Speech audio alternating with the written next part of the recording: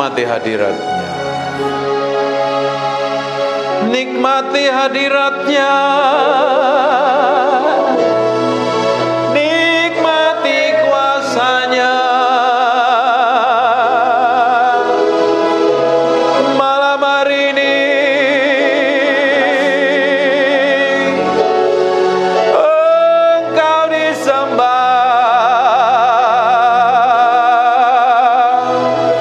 disanjung tinggi dalam kedahsyatan-Mu, Allah perkasa.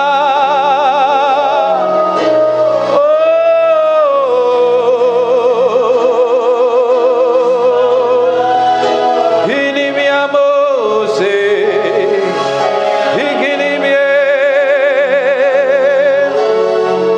Siamo sohoriamo.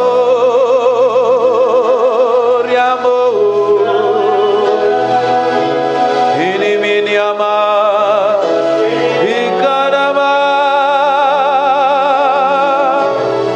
syanaramu.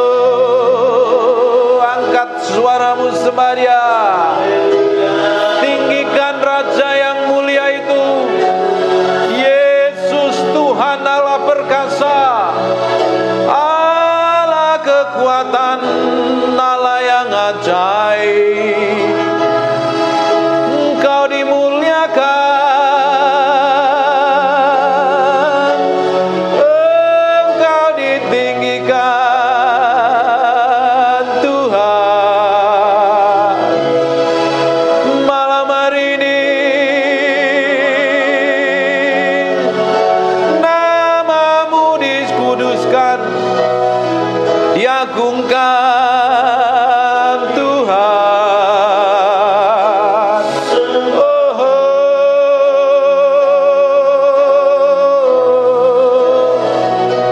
Nyanyian Mazmur kami meninggikan nama-Mu, pujian kami memuliakan nama-Mu. Hinaramu sinibye, sinama mandara babakan narana mase. Ini miniamu rialamu syama hinarama rialamaya hikanamu riamusu. Tuhan, kami datang memberikan hati kami jadi korban yang menyenangkan hati-Mu, jadi pujian bagi nama-Mu. Hidup kami untuk Engkau, Yesus Allah perkasa, Allah yang kami puja. Kekuatan dan keajaiban-Mu mengalir memenuhi Tuhan. Oh Tuhan,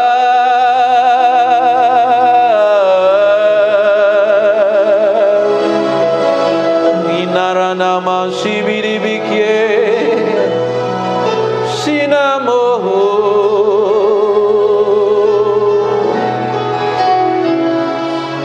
Nikmati hadirat-Nya. Aku berdoa ada urapan yang bergerak dalam ruangan ini Tuhan. Aku berdoa ada kuasa Tuhan yang mengalir dalam ruangan ini Tuhan. Nikmati hadirat-Nya. Syamakarabaka namas Inamakaralabaka shekene mendebege. Jamah setiap orang dalam ruangan ini, beri pengalaman pribadi Tuhan. Bicara Tuhan, bicara Tuhan, bicara Tuhan, bicara Tuhan. Nyatakan kehendak-Mu. Kau lihat sampai kedalaman hati kami butuh Tuhan. Kami perlu Tuhan. Kami perlu Tuhan dan kami butuh Engkau. Penuhi kedalaman hati kami dengan roh-Mu, dengan keajaiban-Mu. Tuhan, bicaralah Tuhan. I just want to praise You. And I just want to praise You and lift my hands and say, I love You. You are everything to me, and I exalt Your holy name, and I exalt Your holy name, and I exalt Your holy name, Most High. I just want to praise You.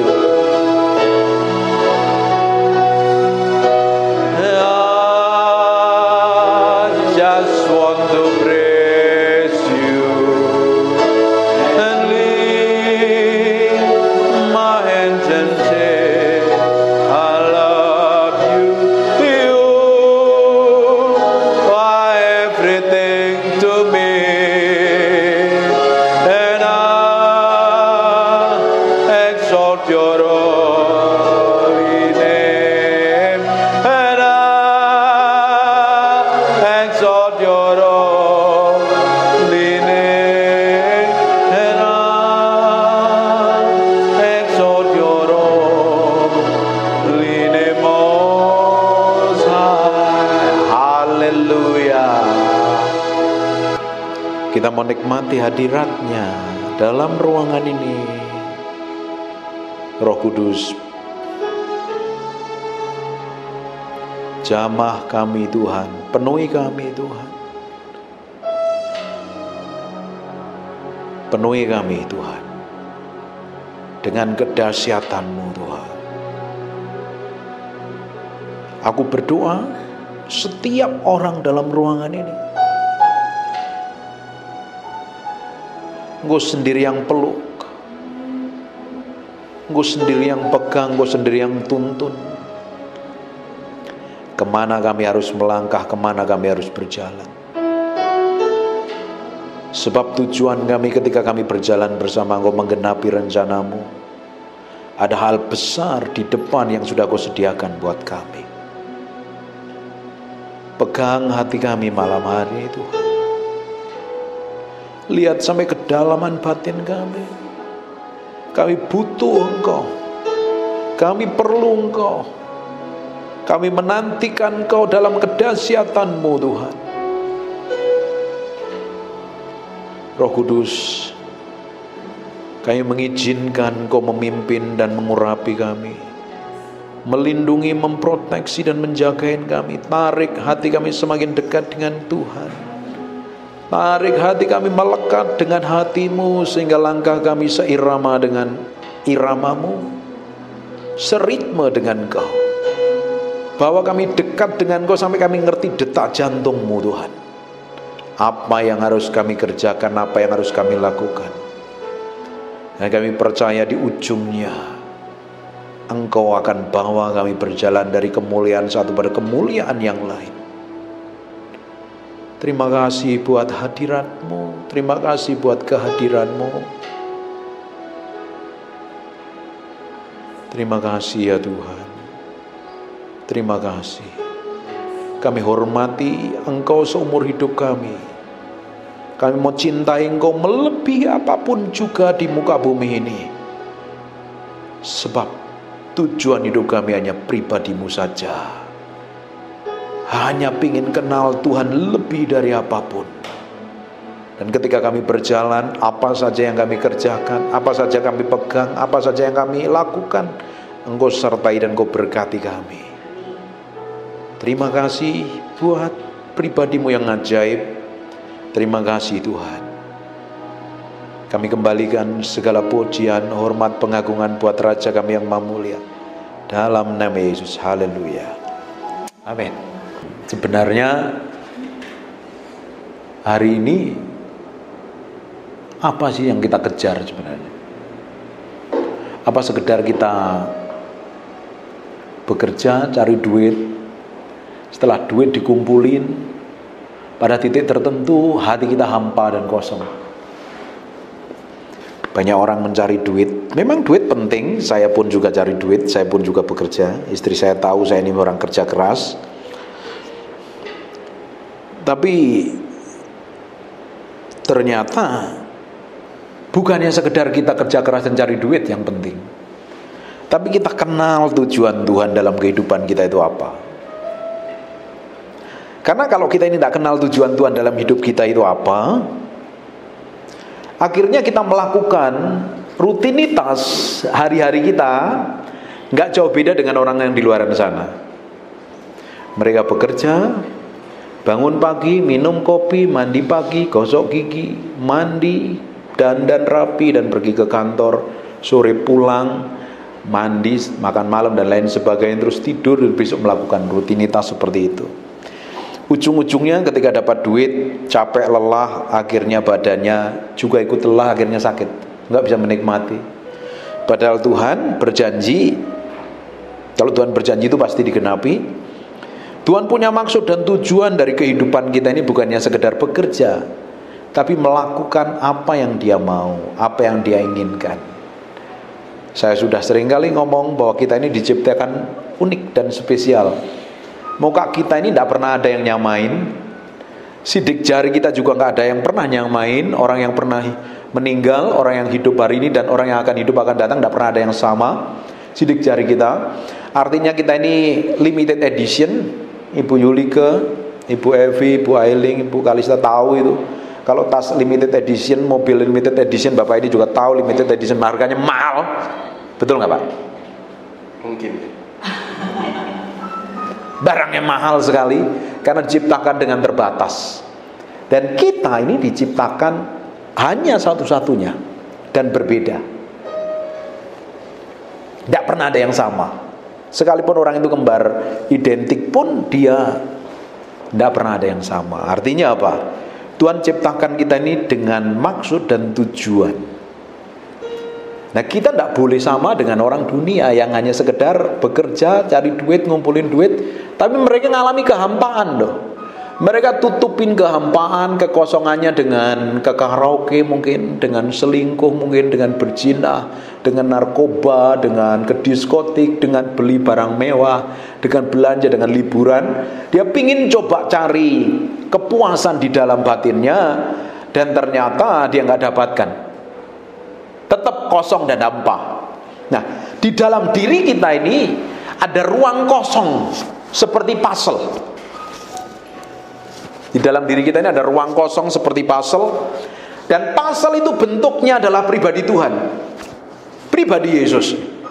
Nah, kalau di dalam diri kita ini gak diisi Yesus, kita akan mengalami kekosongan dan kehampaan. Sekalipun kita bisa punya duit loh, sekalipun kita punya pelayanan loh, sekalipun kita punya istri yang cantik, suami yang ganteng, anak-anak yang keren-keren, bisnis yang luar biasa. Nah, kalau di dalam ini tidak diisi Tuhan, kita akan tetap mengalami namanya kekosongan. Kita coba isi dengan ke mall, nonton, mancing. Yang suka mancing, kita dulu suka mancing dan saya stop. Ternyata itu seperti ada setannya. Kalau udah mulai mancing terus-terusan, setiap tanggal merah kita mancing. Akhirnya kita stop. Udah berapa tahun kita stop mancing? Udah 10 tahun lebih. Dulu kerjaannya ke laut. Ya, puji Tuhan stop. Dia pulang mancing, Pak, ceritanya kita mancing pergi pagi pulang sore, besoknya dia jadi udang, kulitnya ngelupas. Ya, saya tetap hitam tambah gelap, 3 bulan baru balik lagi pulih. Akhirnya kita stop mancing lah. Ada orang coba memenuhi kebutuhan kekosongan di dalamnya ini dengan banyak hal. Dan ini tidak bisa dipenuhi dengan apapun juga, dengan duit, dengan apapun lah namanya. Tidak pernah ini hanya dipenuhi dengan pribadi Yesus yang di dalam ini. Yang jadi masalahnya kita ini loh, selama ini yang kita kejar itu apa? Bener gak kita kejar Tuhan? Kalau kita ibadah, kita jadi orang Kristen, real nggak? Kita ini butuh Tuhan dan pingin kenal Tuhan lebih dari apapun juga. Kalau kita hanya sekedar kekristenan, kita ini hanya sekedar agama, saya kumpul ibadah, saya ikut persekutuan doa, saya rajin memberi sumbangan gereja, kasih makan pendeta dan lain sebagainya, itu tidak akan pernah memenuhi yang di dalam ini. Di dalam ini butuhnya Tuhan. Butuh Tuhan itu tidak hanya sekedar datang ke gereja. Ini dipenuhinya setiap hari dengan salah satunya, meski dengerin khotbahnya Peter Guntur, subscribe, like, komen, dan share. Dengerin khotbahnya pasti akan dapat makanan rohani tentunya. Dan dengerin khotbah-khotbah hamba Tuhan lain. Di sisi lain kita mesti merenungkan firman. Ini dasarnya dulu, sehingga kehidupan kita itu terpimpin, terarah kemana. Sebenarnya kita belajar firman seperti ini kan sebenarnya kita praktekkan dalam kehidupan sehari-hari kita kan. Siapa yang pernah berpikir kalau saya ke gereja itu ngawang-ngawang di surga terus nggak pernah nginjak bumi? Ada ya. Kekristenan kita itu adalah praktek hidup kita hari-hari ketika kita deal bisnis dengan orang, kita ketemu dengan orang, kita ngobrol dengan orang, itu sebenarnya praktek firmannya itu seperti itu. Bukan kita ngawang-ngawang di surga dan nggak pernah nginjek bumi. Akhirnya Pak, orang itu melihat, loh kita dulu ada Tuhan. Makanya ketika kita kenal Tuhan, kita kejar Tuhan, kita ngerti tujuan Tuhan, akhirnya kita praktekkan dalam praktek kehidupan hari-hari. Bapak Ibu dengerin khotbah udah berapa banyak nih? Ikut ibadah berapa banyak? Tidak hanya cukup denger khotbah toh, dipraktekkan itu yang penting. Kekristenan itu bukan duduk di gereja seperti ini atau ibadah hari Minggu, bukan. Itu hanya celebration ibadah raya. Prakteknya kekristenan adalah 24 jam sehari. Seperti minggu kemarin ketika kita diperhadapkan dengan orang-orang yang menjengkelkan, orang-orang menyebalkan, orang-orang yang bencekno, orang-orang yang menipu, orang yang nipu, orang bohongin, orang yang berkhianat, orang yang jahat, bagaimana respon hati kita?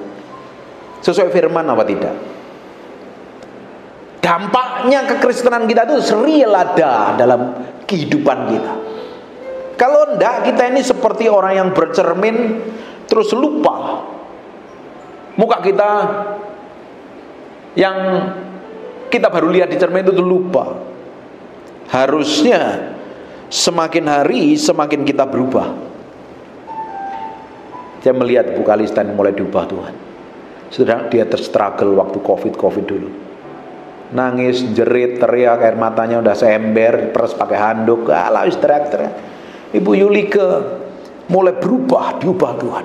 Bu Ailing, semuanya kita di sini diubah. Maya diubah. Saya pun juga diubah Tuhan. Nah kadang Tuhan ubah kita lewat proses perjalanan yang tidak enak tadi loh. Tujuannya itu tuh ngapain? Tujuannya kita itu ditarik pada pusat kehendaknya. Tujuannya Tuhan. Kadang kita ini kan jalan mau kita sendiri kan. Bener apa enggak? Apa yang kita anggap benar, apa yang kita pikir baik, kita kerjakan. Ternyata ujungnya itu malah babak belur. Berapa banyak kita ini seringkali kebentur sampai ke tembok loh. Kebentur begini loh masih belum sadar, dijedut-jedutin terus. Kita sering ngalami kayak begitu kan. Sudah tahu salah nggak sadar diri, itu namanya kan orang keterlaluan kan? Tahu nggak apa yang terjadi setelah kita kebentur tembok seperti itu? Sebenarnya jalan kita ini nggak sejalan lagi dengan Tuhan. Beri. Harusnya kalau dia Tuhan, kamu jalan, kalau kamu Tuhan, kamu jalan kemana? Kita ini harusnya ngikutin kan? Orang Jawa bilang ngintil di belakang, ngikutin toh. Bener nggak? Bener nggak? Tapi anehnya dia Tuhan pimpin jalan ke sana, saya jalan ke sini terus kebentur tembok, dias, nggak sadar lagi, dias. Terus nggak sadar. Harusnya kan kita ngikut kan? Tahu nggak? Ketika kita kebentur-bentur seperti itu sebenarnya apa? Jalan kita ini udah salah. Jalan kamu salah loh. Terus bangkit berdiri, kamu tuntun saya. Tuntun, ya jalan. Kan baru kebentur-bentur, benjutkan, bawa belurkan. Yang ngikutin aja, awalnya nggak enak, ngikut aja. Lama-lama karena kita berjalan bersama Tuhan yang punya langit dan bumi dan serta kekayaannya ini kan adalah pribadi Tuhan. Nah kalau kita ngikutin dia kan pasti hidup kita berhasil dan beruntung. Bener apa enggak? Ketika kita kebentur masalah dan kita tidak sadar, itu tambah parah. Tapi ketika kita terbentur dan kita ngikutin pelan-pelan, Tuhan tuh mau tarik lagi sebenarnya kepada pusat kehendaknya. Tujuannya apa?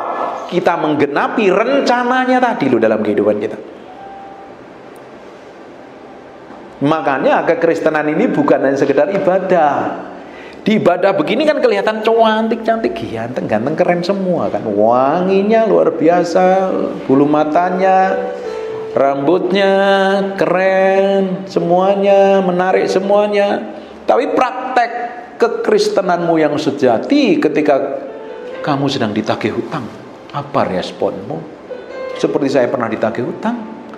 Ketika kita ketemu orang yang nyebelin, jengkelin, ketika kita pengen marah rasanya, apa reaksimu?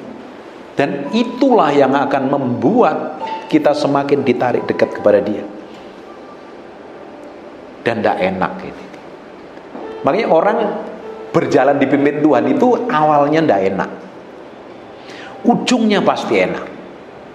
Awalnya itu kan jerit teriak, enak aja. Siapa yang suruh ngampuni rasanya pernah kan? Yang kesel sama orang suruh senyum. Kita lihat ketemu orang kesel disuruh senyum, siapa yang mudah tersenyum? Ketemu orang yang nyebelin tapi senyum, mudah nggak Pak? Maunya kata, tak juga nih orang nih nyebelin ini. Kalau bisa seperti kemarin, oh dia ada di sana, coba lewat jalan sini dah. Itu praktek sederhananya. Awalnya tidak mudah, tapi ketika kita mulai mengambil keputusan itu, ujungnya akan enak. Kan nggak ada jalan lain hidup kita di muka bumi ini kecuali kita ngikutin Tuhan. Semua orang punya maksud dan tujuan masing-masing. Semua orang punya ide dan gagasan masing-masing. Apa yang dianggap ide kita, apa yang dianggap gagasan itu belum tentu kalau nggak sejalan dengan Tuhan, ujungnya kita akan kebentur-bentur masalah kok. Kita ngambil keputusan yang salah aja, ujungnya kita akan tanggung risiko kita sendiri. Benar nggak Bu? Bangunan yang salah mau nggak mau harus dibongkar kan demi keselamatan nusa dan bangsa. Semuanya yang kita kerjakan ini harus tepat seperti yang Tuhan mau. Kalau enggak, kita sendiri yang akan tanggung risikonya. Karena apa yang ditabur orang itu yang dituai. Coba sekarang kita akan buka di Yakobus pasal yang pertama. Kita belajar firman ya. Nanti prakteknya kita akan hidupin di luaran sana. Ketika kita ketemu dengan orang, ketika kita deal bisnis dengan orang, kita bekerja, kita ke toko, ke kantor, terjun dalam dunia pelayanan, kita praktekkan. Yakobus pasal yang pertama ayat yang ke-19. Hei saudara-saudara yang kukasihi, ingatlah hal ini. Penting gak? Kalau suruh ngingat-ngingat ini penting gak kira-kira? Setiap orang hendaklah cepat untuk mendengar, tetapi lambat untuk berkata-kata. Tapi kebiasaan kita ngapain? Kita nyamber dulu, baru kepikiran dulu, gak taunya sudah seringkali ketemu problem. Pernah ngalami kayak begini gak? Belum ngomong, kita udah yang orang lain ngomong, kita langsung samber aja.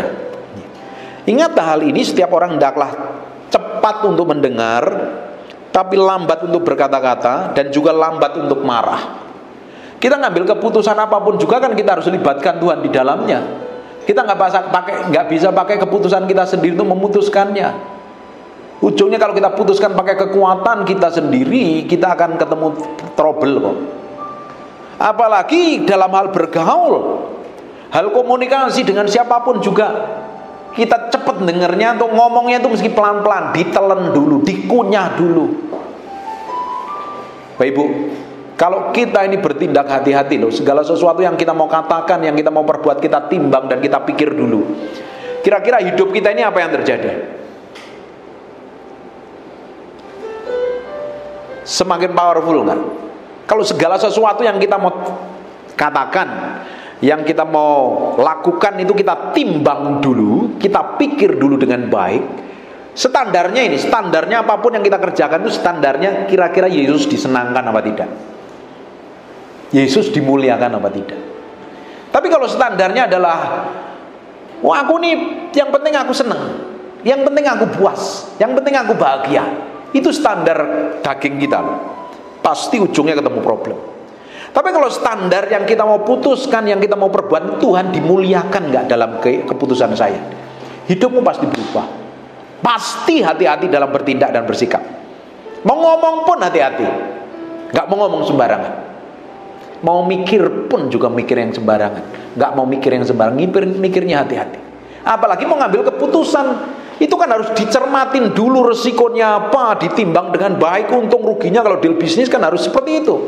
Profitnya berapa, nanti resikonya seperti apa, modal seperti harus dipikirkan dengan baik kok. Ini para bisnismen semua kok tahu itu. Tapi seringkali untuk masalah hal yang sepele kita nggak lakukan. Kita cepat ngomong, cepat bereaksi, dan ujungnya marah. Nggak ada yang pernah marah kan? Kayaknya sabar semua seperti Yesus Kristus semua ini. Haleluya. Perhatikan yang ke-20. Sebab amarah manusia tidak mengerjakan kebenaran di hadapan Allah. Kenapa kok disuruh kita ini menimbang dengan baik, memikirkan dengan baik, bertindak dengan baik, hati-hati, dengernya cepet, ngomongnya lambat, supaya kita nggak marah, dikontrol emosi, dikendalikan oleh amarah. Karena amarah apapun namanya tidak mengerjakan kebenaran di hadapan Allah, hanya bikin trouble. Kadang kita marah, meledak. Setelah 5 menit baru sadar. Setelah sadar, kita udah keluar kata-kata yang jelek dan nyakitin, yang denger kepikiran beratus-ratus tahun, sampai kepahitan, sampai sakit. Pernah kepikiran kayak begitu? Kita mulai hari ini hati-hati loh. Belajar bertindak hati-hati. Di ayat yang ke-21, sebab itu buanglah segala sesuatu yang kotor dan kejahatan yang begitu banyak, dan terimalah dengan lembut firman yang tertanam di dalam hatimu dan berkuasa menyelamatkan jiwamu. Makanya harus belajar firman, merenungkan firman, dengerin khotbah seperti ini. Sebenarnya kita ini sedang merubah sesuatu yang di dalam kita yang gak sejalan dengan firman. Di ayat yang ke-22, tetapi hendaklah kamu menjadi pelaku firman dan bukan hanya pendengar saja. Sebab jika tidak demikian kamu menipu dirimu sendiri. Kalau kita hanya dengar firman tanpa melakukannya, kita ini sebenarnya sedang menipu diri kita sendiri. Bohong kekristenan kita. Hidup kita itu penuh kepalsuan. Orang lain bisa ngomong, orang itu hanya pintar ngomong dong. Saya kalau hanya sekedar pintar khotbah, dia akan kepahitan dan sakit hati loh. Saya harus pintar hidupin firman. Enak nggak Pak? Sakit.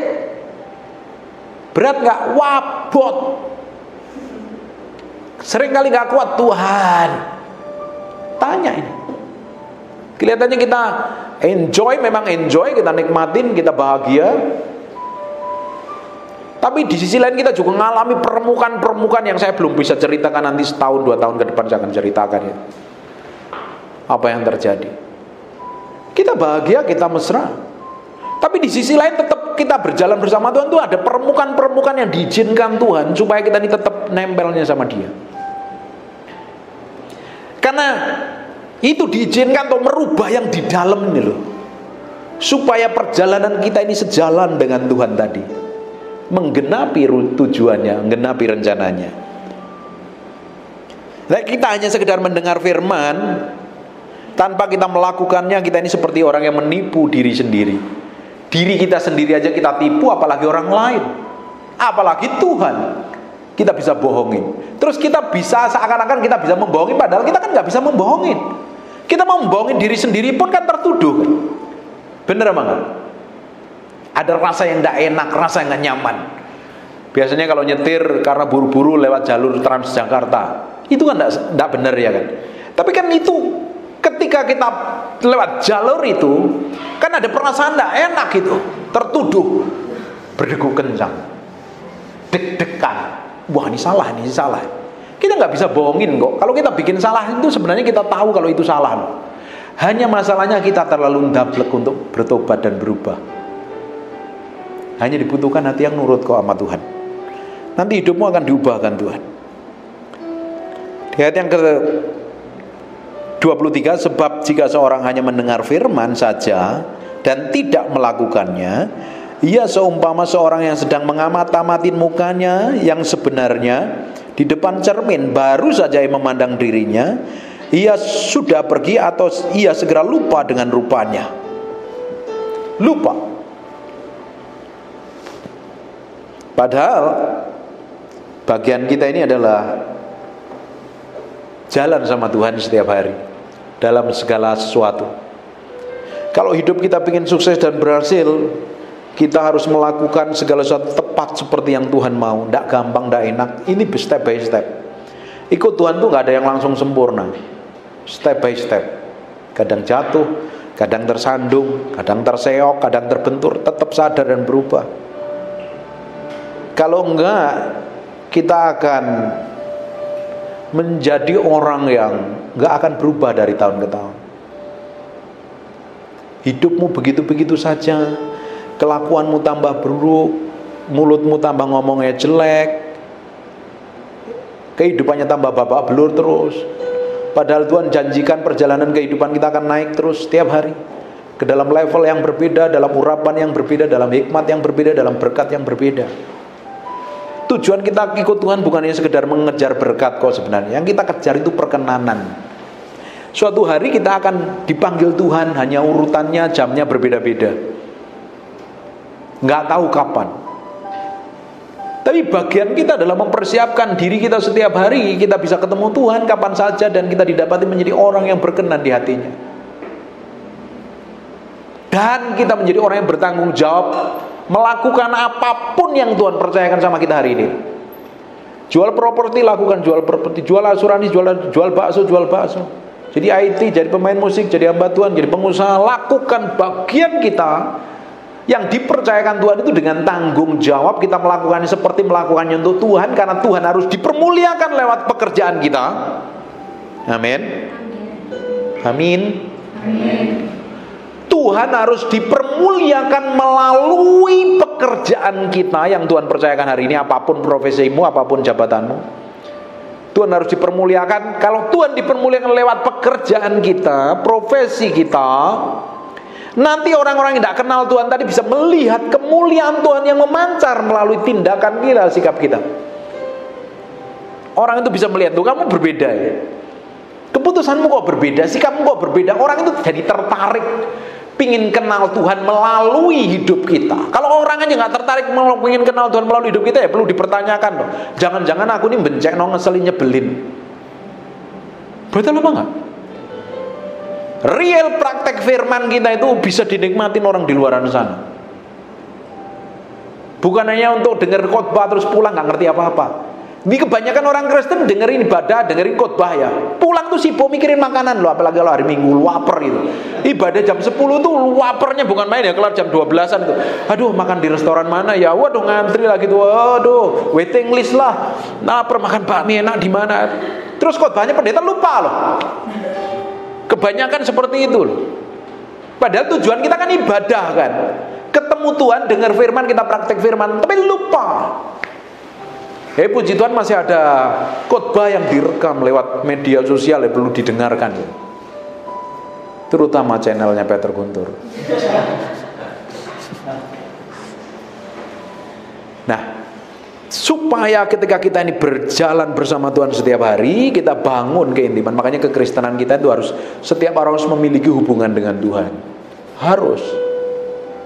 Secapek-capeknya saya, sesibuk-sibuknya saya, sekalipun saya di luar kota, saya mesti kadang duduk diam di dalam kaki Tuhan. Minimal sejam, 2 jam. Jadi saya bisa lihat, perhatikan. Saya nggak mau diganggu, saya mau doa. Penting itu. Karena kekristenan kita ini harus nempelnya sama Tuhan. Tanpa kita nempel sama Tuhan, kita berjalan sendiri ke medan peperangan dan kita nggak memakai senjata. Telanjang bulat ke medan peperangan di Gaza contohnya, yang lagi perang, atau di Ukraina perang. Kita maju ke medan perang nggak pakai senjata, jalan sewantai, ya kira-kira apa yang terjadi? Habis menyerahkan diri, itu namanya bunuh diri itu. Kehidupan kekristenan kita itu sama loh. Kalau kita nggak nempel sama sumber kekuatan itu, kita berjalan di dunia ini yang penuh tantangan, penuh godaan, penuh macam-macam lah. penuh jebakan, penuh ujian, pencobaan dan lain sebagainya. Kalau kita ini nggak nempel sama Tuhan tadi, apa yang terjadi? Kita maju medan perang dan menyerahkan, tembak aku siap ke surga, matilah. Padahal kita harus hikmat, punya pengertian untuk jalanin hidup ini loh. Terutama ngatur diri kita sendiri, ngatur emosi kita, ngatur ego kita, ngatur keputusan kita sendiri, ngatur hati kita sendiri. Ternyata ngatur hati, kata hati itu bisa berbicara tentang, sebenarnya kata hati banyak dipakai, ada beberapa kali dikatakan itu sebagai manusia roh. Tapi kalau Alkitab ngomong hati itu biasanya berbicara tentang jiwa. Jiwa itu apa? Pikiran kita, kemauan kita, kehendak kita. Nah ini kan gak sejalan dengan firman kebanyakan ini, bertentangan dengan firman. Dan ini perlu ditaklukkan dan ditundukkan setiap hari, berjalan bersama Tuhan, dengerin firman dan lain sebagainya. Baru kita bisa prakteknya menjadi orang yang berbeda. Bayangin kalau kita ini berjalan bersama Tuhan ya. Tuhan kita itu Bapak yang baiknya luar biasa. Kemarin kita udah bahas Bapak ya. Kita dulu kita punya bapak semua kan, gak ada yang lahir dari batu kan. Punya orang tua kan, semua.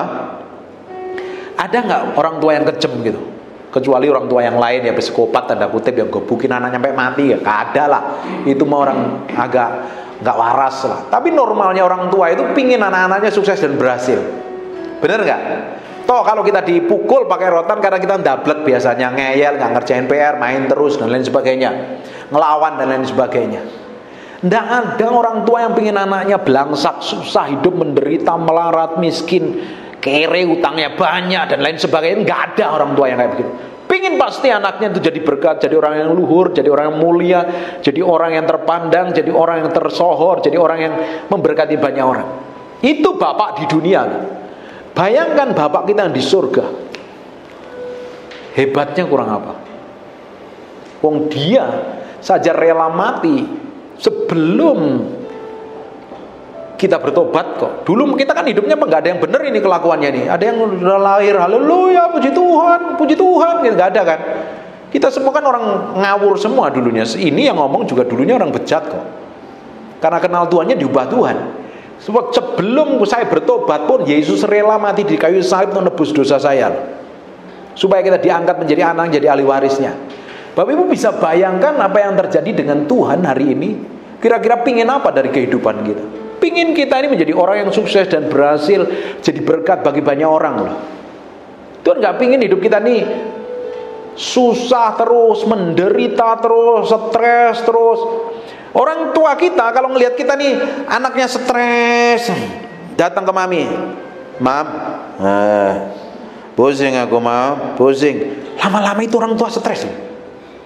Ibu kalau ngelihat anaknya, "Apain?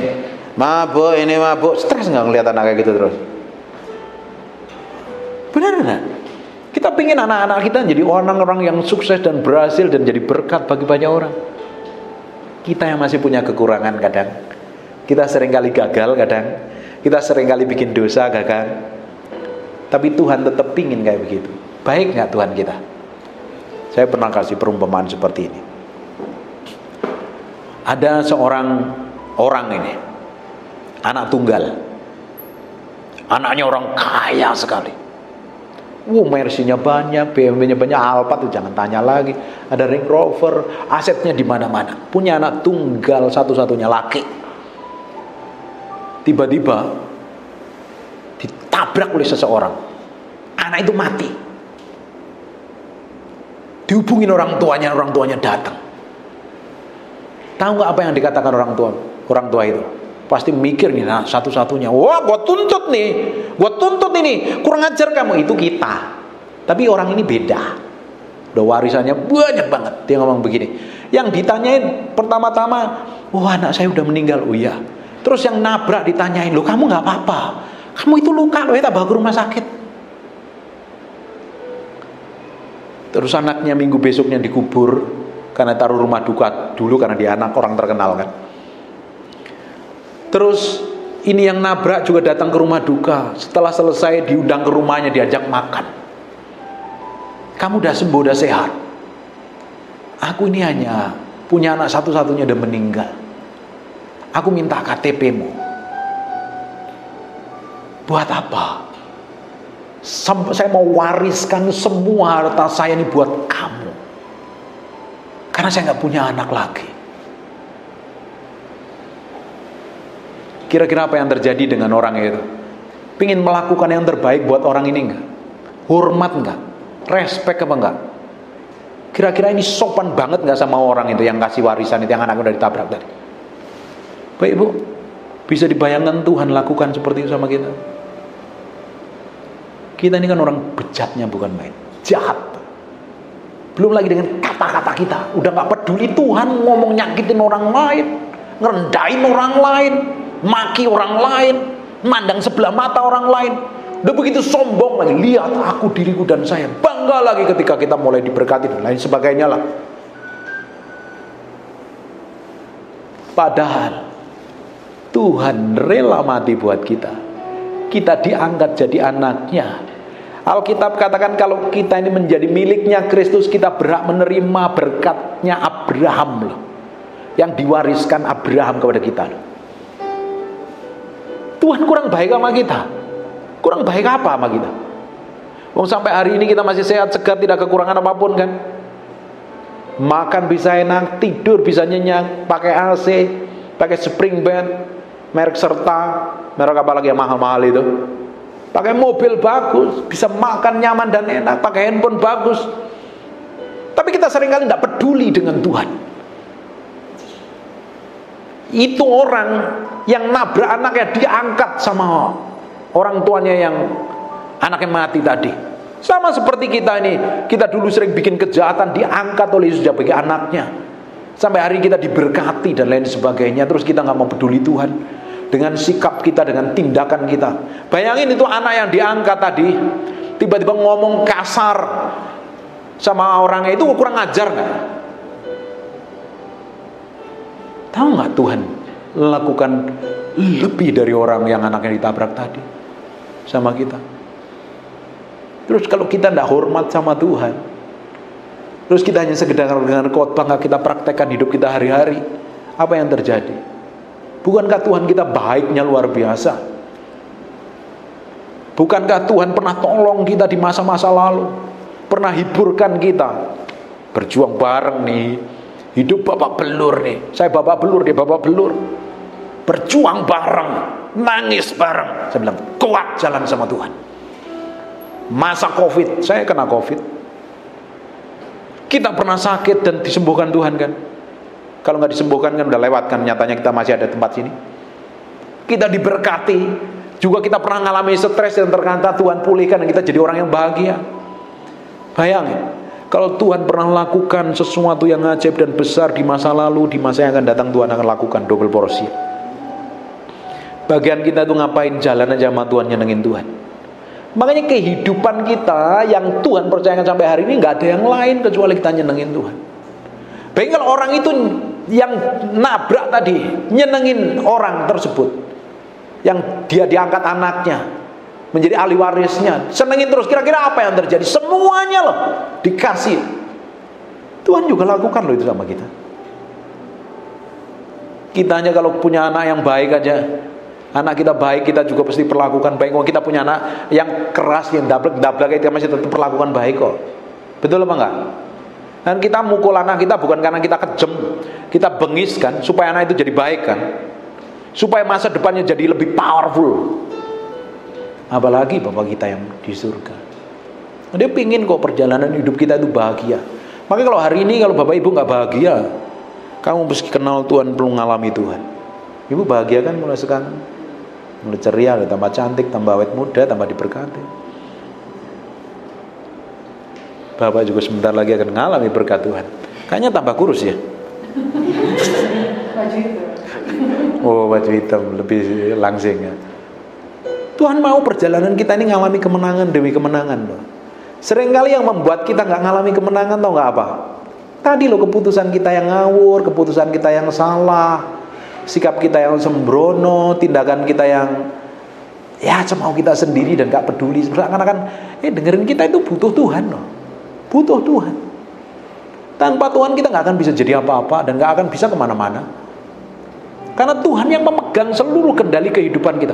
Suka tidak suka, Tuhan is real, ada. Dia menyertai kita, Dia melindungi kita, Dia memberkati kita. Sekarang kita mau belajar hidup hanya pingin nyenengin hati Tuhan.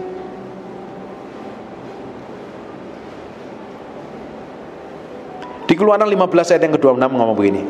Firman-Nya, jika kamu sungguh-sungguh mendengar suara Tuhan Allahmu dan melakukan apa yang benar di matanya, dan memasang telingamu kepada perintah-perintahnya, dan tetap mengikuti segala ketetapannya lengkap sekali ini, maka aku tidak akan menimpakan kepadamu penyakit manapun yang telah kutimpakan kepada orang Mesir, sebab aku Tuhanlah yang menyembuhkan engkau.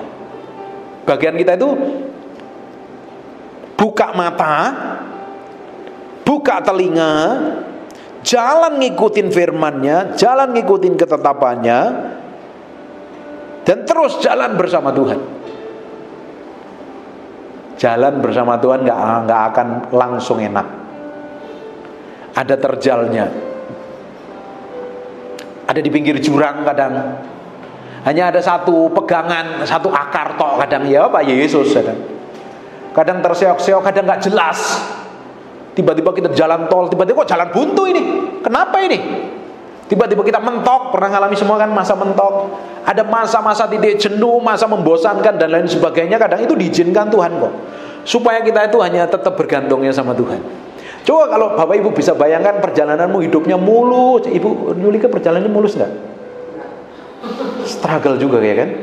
Ini semua di sini kan semuanya perjalanannya nggak ada yang jalan tol dari sini sampai ke Malang, jalan tol mulus enggak kan? Kadang ada terseok, ada terjal, licin berbatu, curam, banyak ular, banyak kalajengking, banyak godaan dan lain sebagainya. Dan mata kita harus fokusnya sama pribadi Tuhan. Dan kita butuh Tuhan. Kalau enggak, dalam kondisi jalan gelap ini, di dunia ini kan dunia ini gelap loh, dikuasai oleh roh jahat. Dan kita butuh map. Mapnya adalah firman Tuhan yang akan menuntun kita. Map itu memberikan terang. Terangnya ya sebatas kita melangkah loh. Alkitab kan ngomong, firman-Mu adalah terang bagi kakiku. Firman-Mu adalah pelita bagi kakiku dan terang bagi jalanku. Firman-Mu adalah terang bagi, pelita bagi kakiku dan terang bagi. Di zaman perjanjian lama itu nggak ada nih lampu flashlight, lampu LED di jalan ini nggak ada. Dulu nggak ada, belum ada listrik, belum ditemukan zamannya Yesus itu belum ada. Jadi mereka itu karena jalannya gelap gulita, paling ada bintang. Kalau ada bintang, kalau ada bulan, terang bulan ya terang. Kalau harinya gelap. Saya pernah di Kalimantan, pelayanan di Kalimantan itu gelap, di hutan itu gelap banget. Jadi zaman dulu itu makanya ada firman ngomong, firman-Mu adalah pelita bagi kakiku. Pelita zaman dahulu ini ada orang itu kalau mungkin ya kayak begini kurang lancip seperti sepatunya Aladin, kan ada pelitanya di depannya jalan. Itu pelita kan nggak kelihatan jauh ke depan kan, paling hanya selangkah kan. Jadi melangkahnya hati-hati kan. Firman-Mu pelita bagi kakiku, terang bagi jalanku. Terus jalan lagi diterangi sedikit. Bukankah kita hidup sama Tuhan kan nggak langsung dibuka kan? Kita kan hanya mentok. Terus besok ngapain? Kesusahan sehari itu sehari. Kesusahan besok ada kesusahannya, ngapain kesusahan yang hari ini dipikirin sampai besok? Kan nggak guna.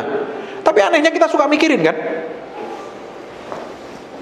Do you mudeng or not?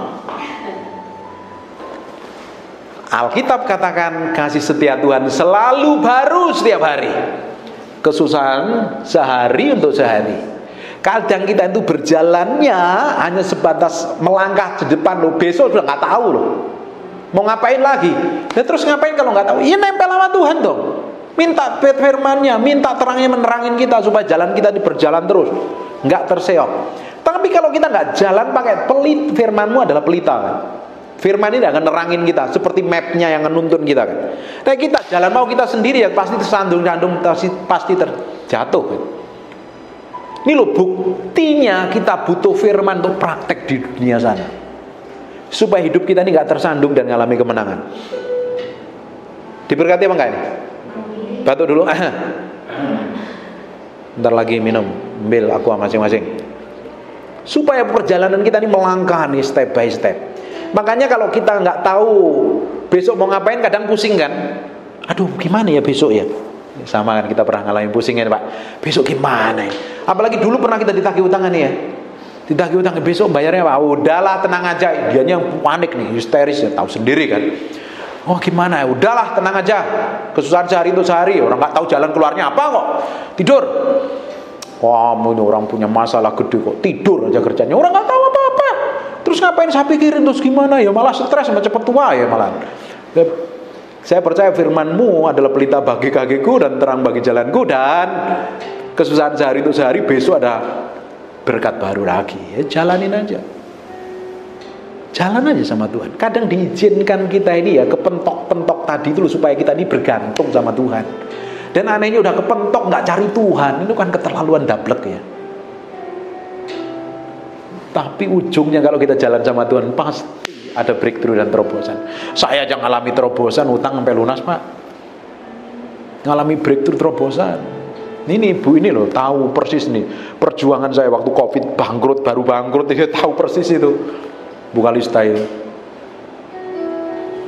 Kita ngalami perjalanan yang ruwet dan rumit, tapi ujungnya kan kita menikmatin berkat Tuhan. Kadang diizinkan supaya hati ini nempelnya sama Tuhan. Enak nggak waktu ngalami nggak tahu jalan keluar? Nggak enak kan? Mau tidur juga balik guling, balik bantal, AC kurang dingin, jangan-jangan yang padahal hatinya yang panas. Pikirannya yang panas ini, AC berapa ini? AC udah 16 kok kurang dingin. Karena apa? Panas, stres. Terus suruh makan, enggak. Ini makan, enggak, kenyang. Loh, kan belum makan, kok kenyang? Pikiran ternyata. Tapi ya enggak kurus-kurus ya waktu itu ya. Udah terus. Kita punya masalah Pak. Badan bukannya tambah kurus, tambah naik. Loh, ini kok stres malah naik terus, ini gimana ini? Saya ngelihat orang stres badannya kurus 5 kilo, kita malah naik ya. Sampai saya mentok 90 kilo. Waduh, gawat. Tetap jalan sama Tuhan. Istri saya sering tanya, kapan ya kita dipulihkan? Sebentar lagi. Kapan itu? Segera. Punya laki pendeta susah katanya. Ngomongnya janji Tuhan terus. Bentar lagi lu kan hamba Tuhan, yang gaji Tuhan bisa buka jalan.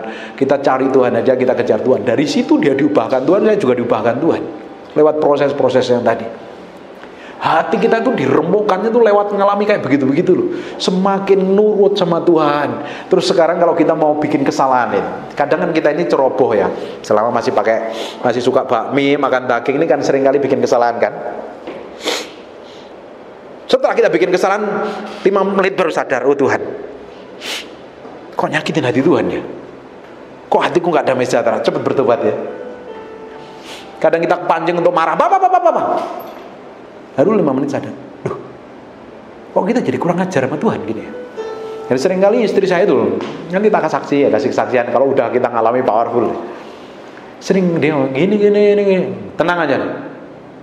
Besok, sampai dia itu kaget lihat, kok Tuhan baik begini, akhirnya malu. Kadang saya sama istri saya itu, minta itu yang gede sekalian, minta kecil dikasih kok, malu sama Tuhan. Minta itu separuh Jakarta ini loh, buat kemuliaan Tuhan, minta kecil-kecil dikasih kok. Minta kan yang gede sekalian kan. Ini minta kecil dikasih Tuhan, minta kecil kan malu ya. Kadang-kadang kita sendiri tuh, saya sendiri tidak pernah berdoa untuk kepentingan saya loh, kebutuhan saya hampir tidak pernah. Saya hampir tiap hari doain orang. Orang yang deket-deket ini, tak sebutin namanya satu persatu nih orang di sini. Ini tak sebutin satu persatu nih.